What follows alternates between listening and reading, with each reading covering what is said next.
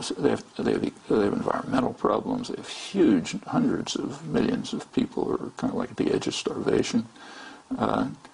We don't have, we have problems, but not those problems. And even the industrial growth, which is there, for a part of the population, there's been improvement. But take, say, India, where we know more.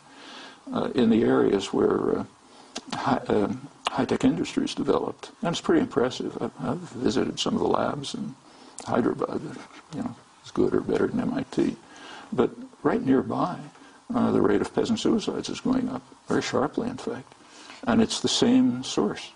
It's the neoliberal policies which privilege a certain sector of the population and let the rest take care of themselves. And yet the rise of progressives in Latin America? That's important. I mean, Latin America, for the first time in 500 years, is moving towards a degree of independence and a kind of integration, which is a prerequisite for independence, and also at least is beginning to face some of its massive internal problems. I mean, Latin America has probably the worst inequality in the world. There's a wealthy sector, small wealthy sector, which is extremely rich, but their tradition is that they have no responsibility to the country. So they send their capital to Zurich, they have their second homes in the Riviera, children study in Oxford or whatever. This is beginning to be faced in different ways, but it's sort of happening all over the continent. And they are beginning to integrate. The United States obviously doesn't like it. In fact, it's barely reported most of the time. So there was a very interesting case last September when President Morales in Bolivia is, in my opinion at least, probably the most democratic country in the world. Nobody says that. But if you look at what happened in the last couple of years, there were huge popular mass organizations of the most repressed population in the hemisphere, the indigenous population, which for the first time ever has entered the political arena significantly, and were able to elect a president from their own ranks, and one who doesn't give instructions to his army, but who's following policies that were largely produced by the population. So he's their representative, in a sense in which democracy is supposed to work. And they know the issues. It's not like our elections.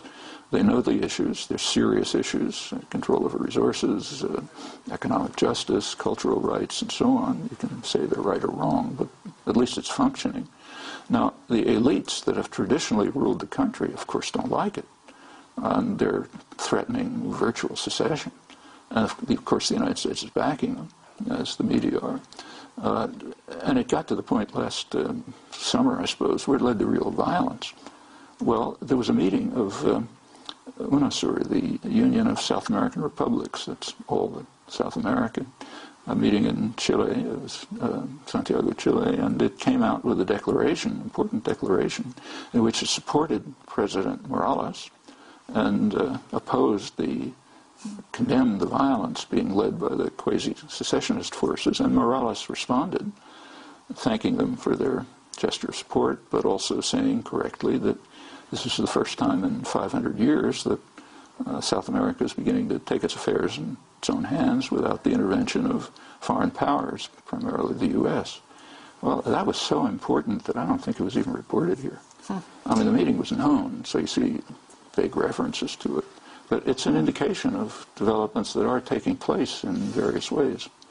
Noam Chomsky, you've just hit 80. We just have a few minutes to go. And how does it feel? I have a few years to go. I don't think about it much.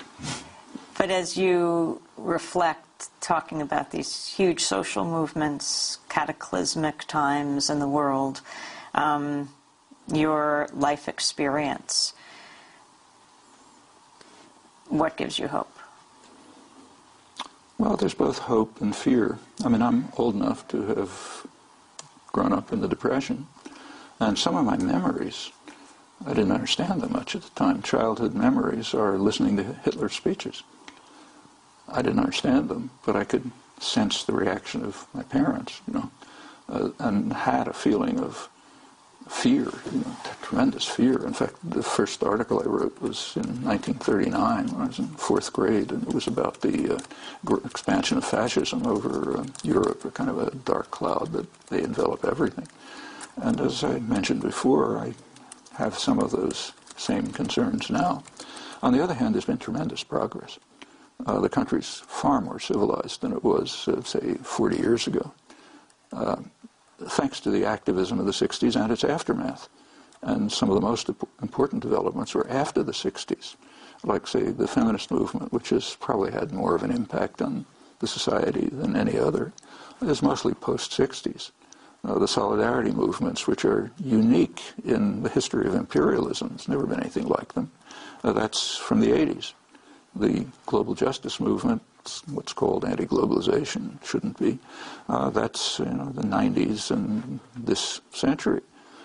These are all very positive developments. They haven't changed the institutions. In fact, the institutions have reacted by becoming harsher, not surprisingly. But they've changed the culture. I mean, take, say, the 2008 election. I mean, I didn't like the candidates, as I've made clear.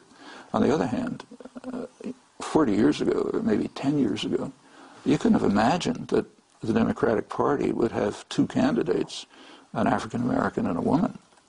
Okay, that's a sign of the civilizing effect of the activism of the 60s and everything that followed.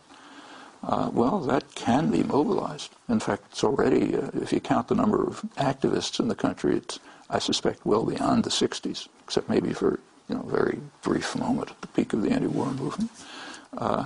Okay, that can be a basis for proceeding onwards. So that's a reason for hope. And finally, our condolences on the loss of Carol. Thanks. Your life partner, someone you knew, well, you're 80, for 77 years? Yeah, actually. Not easy to face. What gives you the strength to go on after Carol? Well, the kind of thing you do, for example. That makes a difference. And you have a wonderful family. Yeah. So our condolences to you and your kids. Noam Chomsky, thanks so much. Thanks. Noam Chomsky, Professor Emeritus at MIT, leading public intellectual of our day. If you'd like to get a copy of the full interview, Part 1 and today's Part 2 with Noam Chomsky, you can go to our website at democracynow.org. Democracy Now! Is produced by Mike Berkshire, for producer Aaron Matayan.